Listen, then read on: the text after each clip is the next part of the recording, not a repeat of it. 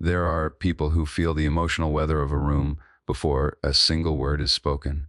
They don't read faces as much as they feel them in their own nervous system. These people are often misunderstood, mislabeled as intense, contradictory, or too much. In many traditions, they are called Heyoka, the empath who reflects truth through contrast, disruption, and deep emotional intelligence. Not because they seek power, but because power was forged in sensitivity and survival. Some people didn't develop emotional awareness because they were naturally gifted. They developed it because their environment demanded it. As children, they learned very quickly that safety depended on reading the room. A raised eyebrow, a shift in tone, a silence that lasted a second too long, these details mattered. They were signals. The nervous system adapted by staying alert, scanning constantly for emotional cues long before language or logic had a chance to form. This was not intuition for self-expression, but vigilance for survival. In homes where emotions were unpredictable, suppressed, or overwhelming, children often learned to regulate the adults instead of being regulated by them.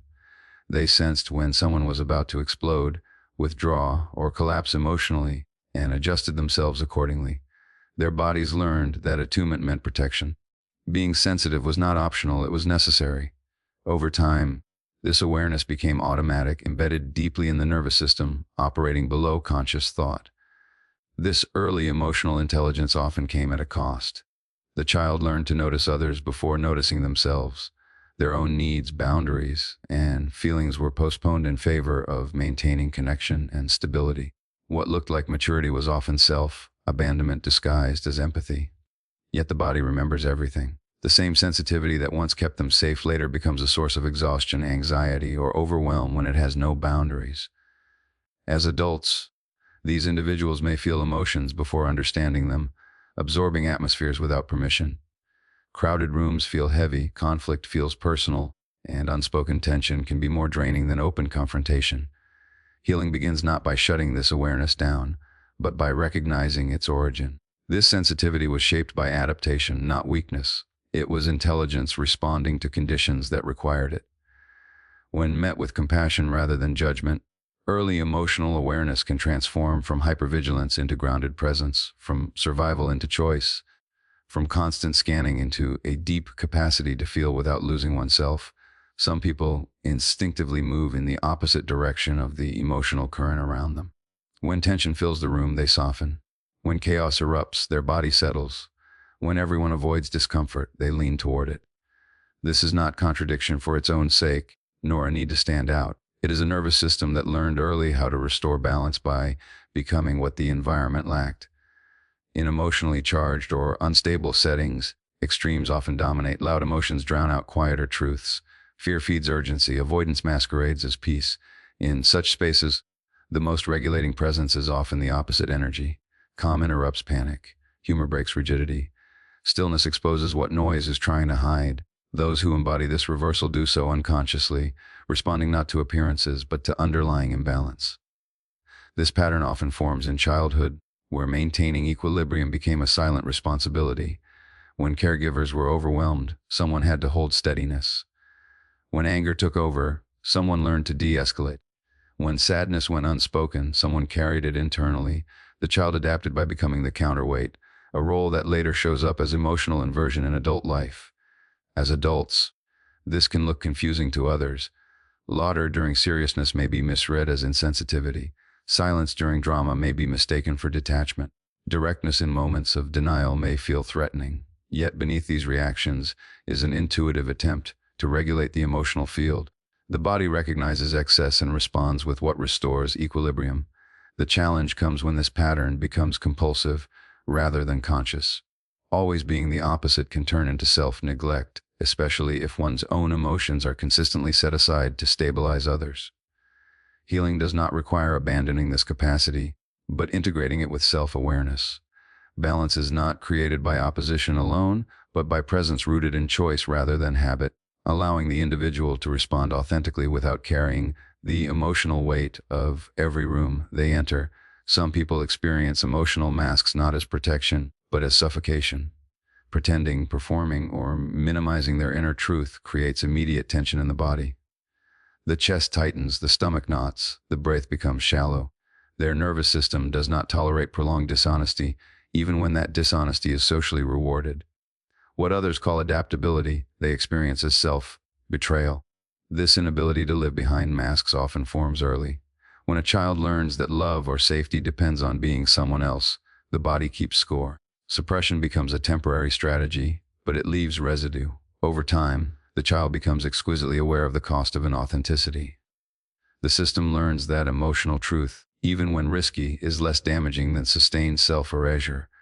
As adults, these individuals may struggle in environments that reward conformity over authenticity. Small talk feels draining. Politeness without sincerity feels hollow. They may speak what others only think, not to provoke, but because holding it inside creates pressure that has nowhere to go. Silence in the face of falsehood can feel physically uncomfortable, as if something vital is being blocked. This does not mean they lack tact or compassion. In fact, their honesty often comes from a deep respect for emotional reality. They sense that unspoken truths create more harm than open discomfort. What is avoided does not disappear, it embeds itself in relationships, bodies, and patterns of disconnection. Speaking becomes a form of regulation, a way to restore internal coherence. The difficulty arises when authenticity is misunderstood as aggression or insensitivity. These individuals may be labeled intense, difficult, or inappropriate, reinforcing early wounds around belonging. Healing involves learning that truth does not require force, and authenticity does not mean exposure without safety. When supported by self-compassion and discernment, the inability to live behind masks becomes a strength, a capacity to remain aligned with oneself in a world that often asks for emotional compromise, allowing relationships and inner life to be built on resonance rather than performance. Some people trigger strong reactions in others without raising their voice, making accusations, or demanding attention. Their mere presence seems to unsettle certain individuals, stirring defensiveness, irritation, or withdrawal. This does not come from confrontation, but from clarity. When someone is deeply attuned to themselves, they reflect what others work hard to avoid feeling. Awareness becomes a mirror, and not everyone is prepared to see their own reflection. These reactions are rarely about what is being said or done in the moment. They arise from old, unprocessed emotions that are activated by authenticity. When a person has learned to survive by disconnecting from their feelings, encountering someone who remains emotionally present can feel threatening. The nervous system interprets that presence as exposure. Rather than turning inward, many turn outward, projecting discomfort onto the one who awakened it. This is why such individuals are often misunderstood. They may be accused of being judgmental when they are simply observant, or manipulative when they are only responding honestly. Others may feel seen without consent, even though nothing invasive has occurred. The trigger is not intrusion, but resonance. Something inside recognizes what has been buried. Over time, repeated experiences like this can lead to self-doubt. The person may wonder if they are doing something wrong, if their awareness is excessive, or if they should dim themselves to maintain harmony. Many learn to shrink, soften, or over-explain in an attempt to prevent reactions they never intended to cause. Yet this strategy often deepens the original pattern of self-abandonment. Healing begins with understanding that not all discomfort is harmful, and not all reactions are one's responsibility. Emotional triggers reveal unfinished inner work, not personal failure. When someone learns to stay grounded, compassionate, and self-connected without absorbing blame, their presence becomes stabilizing rather than threatening. The goal is not to stop triggering others, but to remain intact while allowing each person to meet their own internal experience in their own time. Empathy often begins as an open door with no walls around it. At first, it feels like love to absorb what others feel, to anticipate needs, to offer presence without limit. Many learn early that being needed creates connection, and connection feels like safety. So they give attention, energy, understanding, and patience freely, often without realizing the cost to their own bodies and inner lives. Over time, the nervous system starts to protest. Fatigue sets in, resentment quietly builds, anxiety or physical symptoms appear without obvious cause. These signals are not signs of reduced compassion, but of a system stretched beyond its capacity. Empathy without boundaries turns into emotional flooding, where another's pain becomes indistinguishable from one's own. What began as care slowly transforms into self-erasure. Boundaries do not diminish empathy, they refine it. When a person learns to differentiate between what they feel and what belongs to someone else, compassion becomes grounded rather than compulsive. Presence replaces over-functioning. Listening no longer requires fixing. Care is offered without the unspoken demand to be responsible for outcomes. This shift allows empathy to remain clean and sustainable. Learning boundaries is rarely comfortable. It can bring guilt, fear of rejection, or a sense of betraying one's identity as the understanding one, the helper, the steady presence. Old patterns whisper that pulling back means abandoning others. In reality, boundaries protect connection by preventing burnout and unspoken resentment. They create space for mutuality instead of silent imbalance. With healthy boundaries, empathy becomes a choice rather than an obligation. One can sit with another's pain without absorbing it, offer support without losing self-reference, and remain emotionally available without sacrificing well-being. This kind of empathy is quieter, stronger, and more respectful of both self and other.